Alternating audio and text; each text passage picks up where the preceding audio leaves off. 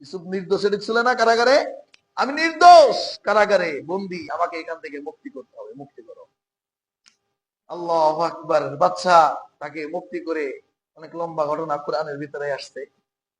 বাদশা দরবার উপস্থিত করছে, বাদশা বলছে কি খবর, আমার এই স্বপ্ন আমি দেখছি, বলো এই স্বপ্নের ব্যাখ্যা কি। বলে বাদশা, এই স্বপ্নের ব্যাখ্যা তো আপনার এই দেশে মহামারী লাগবে, দুর্ভিক্ষ লাগবে, এই দুর্ভিক্ষ সামনে আসতেছে, এই সংকেত আল্লাহ রাব্বুল আলামিন আপনাকে স্বপ্নের ভিতরে জানায়। সুবহানাল্লাহ। আপনার রাজ্যে দুর্ভিক্ষ লাগবে, এই জন্য আল্লাহ রাব্বুল আলামিন, এটা শয়তানের দেখানো না, এটা ডাইরেক্ট আল্লাহর পক্ষ থেকে আপনার উপরে কেমন যেন সতর্কের বাণী আসছে যে তোমার রাজ্যের ভিতরে আমি কি দিব, দুর্ভিক্ষ দিব।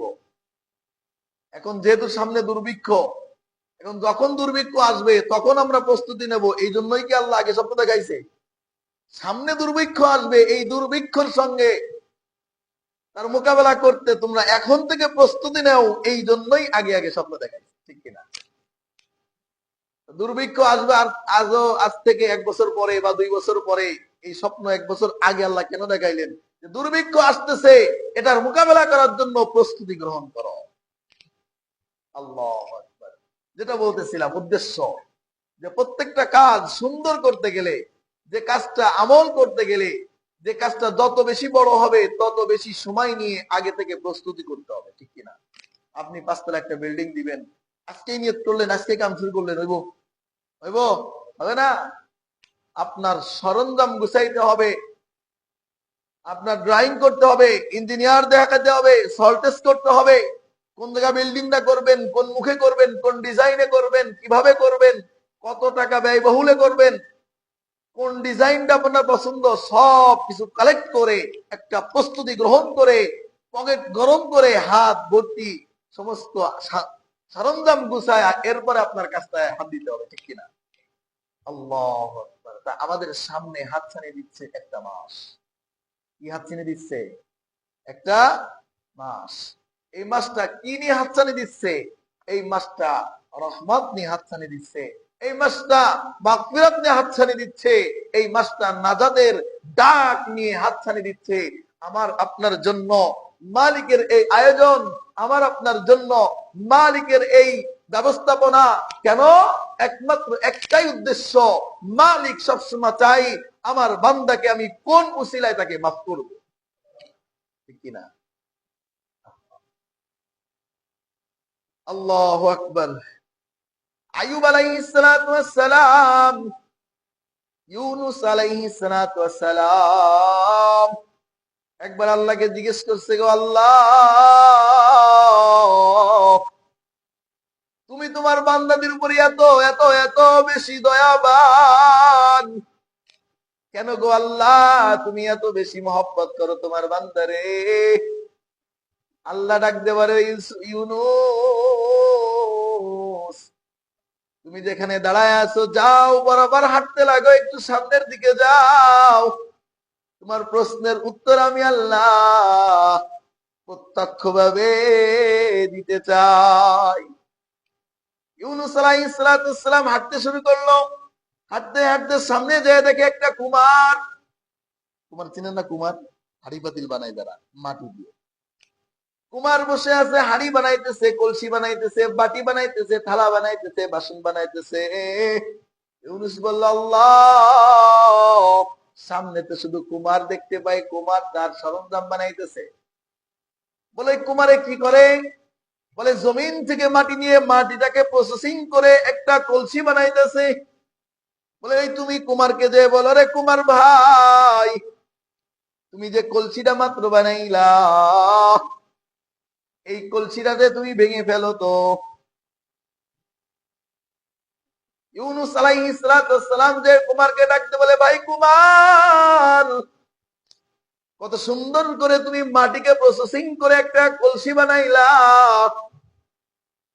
এই কলসিটাকে তুমি তো এখন আমার সামনে ভেঙে ফেলো তো, কেমন দেখা যায়? কুমুর তার পয়গম্বর ছিলেন না? আরে আহাম্মক, কষ্ট করে মাটি কাটছি, মাটি থেকে জঙ্গল বাইসা বাইসা তারা ময়লা বাইসা বাইসা ফেলে মাটিটাকে একুরেট করছি, কাদা সেন্সি খামির বানাইছি, মেশিনের ভিতরে দিছি, হাত লাগাইছি, পরিশ্রম করেছি, এরপরে সুন্দর একটা কলসিতে রূপ দান করছি। এত গাছি কষ্টকে বিফলে করিয়া তোমায় কে, তুমি চান্দু কেডা, তোমার কথা মতো আমি কলসিটা ভেঙে ফেলতাম না, না, না, আমার এত করে কষ্ট করে বানানো কলসিটারে আমি তো ভাঙতে পারবো না। আল্লাহ ডাকতে বলে, রে ইউনূস,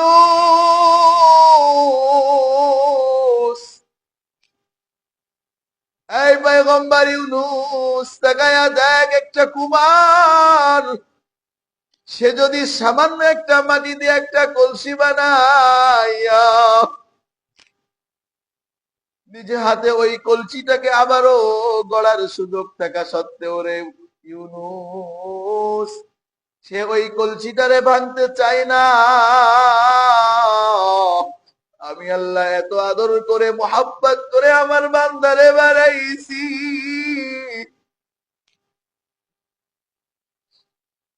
প্রত্যেকটা বান্দারে আমি আল্লাহ নিজে হাতে প্রসেসিং করিয়া খালাকতুকা বিয়াদাই, আমি আল্লাহর কুদরতি হাত দিয়ে আমার বান্দারে আমি বানাইছি। তুই বল না রে ইউনূস, একটা কুমার যদি একটা কলসি তার পরিশ্রম লাগার কারণে ভাঙতে না চাই, নষ্ট করতে না চাই, আমার এত আদরের বান্দা মোহাব্বত করিয়া বানাইয়া আমি আল্লাহ কেমনে তাকে জাহান্নামে ফেলাই? আমার বান্দারে তো আমি জাহান্নামে দিতে চাই না। এই জন্য বান্দাকে মাফ করার জন্য এত অজুহাত, এত আয়োজন, এত সব কিছুর ব্যবস্থা না আমি আল্লাহ করে রাখছি। বান্দা আসমান সমতুল্য গুনাহ করেছো, জমিন পরিমাণ বিস্তৃত গুনার ভিতরে জড়ায় গেছো, সাগরের পানি পরিমাণ গুনাহ করেছো। আমি আল্লাহ তো তোকে জাহান্নামে দিতে চাই না, এই জন্য তোকে জুমাবার দিলাম, এই জন্য তোকে বৃহস্পতিবার দিলাম, এই জন্য তোকে আমি সবে বরাতের দিন দিলাম, সবে কদর দিলাম। 11 মাস গুনাহ করছো আল্লাহ, আমি আল্লাহ 12তম মাসে রমজান দান করলাম। শুধু একটা কাজকে উসিলা করি, আরে বান্দা তুই গুনাহগার, তোর গুনার কারণে তো জাহান্নাম হয়ে গিয়েছে, কিন্তু আমি আল্লাহ তো তোকে জাহান্নামে দিতে চাই না। আমি আল্লাহর বড় মোহাব্বতের বানানো তুই বান্দা, আমি তোকে জান্নাতে দিতে চাই, এই জন্য তোকে মাফ করার জন্য বিভিন্ন অজুহাত বিছড়াই। আহা, কি মালিক পাইছি রে দোস্ত আমরা, সব কিছুর আয়োজন বান্দাকে মাফ করা। দেখবেন যারা বেশি গুনাহ করে, বেশি খারাপ মানুষ, এদের হায়াত আল্লাহ বেশি দেয়। কি লেগা বলেন তো? এক হাদিসে ব্যাখ্যা আসছে, এই বান্দাকে সুযোগ দেয় আল্লাহ, ফের না বান্দা ফের, এই বান্দা তোরে তো আমি নিজে হাতে বানাইছি, এই বান্দা তোরে তো আমি অনেক মহব্বত করি, একটু ফের, একটু গুনার জন্য তওবা কর, একটু ফিরে আয়, তোর ওই কৃত কর্মের জন্য অনুতপ হ, আমি মালিকের কাছে ক্ষমা চেয়ে নিষ্পাপ হয়ে কবরে আয়, নাই তো আমি আল্লাহ তো তোরে বাঁচাইতে পারলাম না, আমি আল্লাহ তো তোরে নাজাত দিতে পারতেছি না। আয় না বান্দা, তওবা কর, তওবা করে কবরের দিকে রওনা হ। আমি আল্লাহ তোকে মহব্বত করে বানাইছি, তোকে জাহান্নাম দিতে চাই না। তোর তওবা কবুল করিয়া ইন্নাহু হুয়াত তাওয়াবুর রহিম, তওবা করতে দেরি বান্দা, তোকে আমি মাফ করতে দেরি করব না। এই জন্য দোস্ত, এই যে রমজান সামনে হাতছানি নিতেছি, একটা জিনিসকে কেন্দ্র করে, একটা কাজকেই, আর কোনো কিছু না। তারাবি পড়বেন শুধু সওয়াব, রোজা রাখবেন শুধু সওয়াব, সেহরি করবেন সওয়াব, ইফতারি করবেন সওয়াব, তাহাজ্জুদ পড়বেন সওয়াব। তারা রমজান মাসে মানুষের সাথে কটু কথা বলে না, এটাও সওয়াব। মন দিল নরম থাকবে, এটাও সওয়াব। শুধু সওয়াব আর সওয়াব আর মাপ আর মাপ, শুধু অজুহাত মালিকের, শুধু একটা উদ্দেশ্য, বান্দাকে জান্নাতি করবে। এই রমজানের প্রস্তুতি নেওয়া লাগবে কিনা বলেন না? এই একটা মাস রমজান আমরা পালন করব। আল্লাহ ডাকতে বলে, বান্দা 11 মাস হয়তো ভুলে থাকছস, 11 মাস হয়তো তুই কর্ম ব্যস্ততায় আমি আল্লাহকে স্মরণ করতে পারস নাই, 11 মাস গুনার পাহাড় জমায় ফেলছ। আমি তোর জন্য 12তম মাস রোজা দান করলাম, রোজা রাখবি, শয়তানকেও বেঁধে রাখলাম। শুধু যেমন তেমন জায়গায় না, তোর ঘরের কোনায় না, তুই চলার রাস্তায়ও রাখলাম না, তুই যেখানে বসবাস করবি তার আশেপাশেও রাখলাম না, তুই যেখানে জীবনে কোনোদিন যাইতে পারবি না ওখানে নিয়ে গেলাম, যাতে করে শয়তান ও তোরে একটা মাস ধোঁকা না দিতে পারে। সাগরের তলদেশে শিকলি দিয়ে বেঁধে রাখলাম। এরপরও বান্দা তুই যদি না ফেরোস, বল না তোকে আমি মাফ করবো কোন উসিলায়? কোন উসিলায় মাফ করবো বল না বান্দা? এরপরেও আছে না কিছু মানুষ, এরপরও আছে না কিছু মানুষ মসজিদে আসবে না, এই রমজানেও মসজিদে আসবে না, এই রমজানেও রোজা রাখার সৌভাগ্যতা তাদের কপালে জুটবে। এরপরেও হারাম ছাড়বে, মিথ্যা বন্ধ করবে, গীবত করা বন্ধ করবে, পরের হক মেরে খাওয়া বন্ধ করবে, জুলুম করা বন্ধ করবে।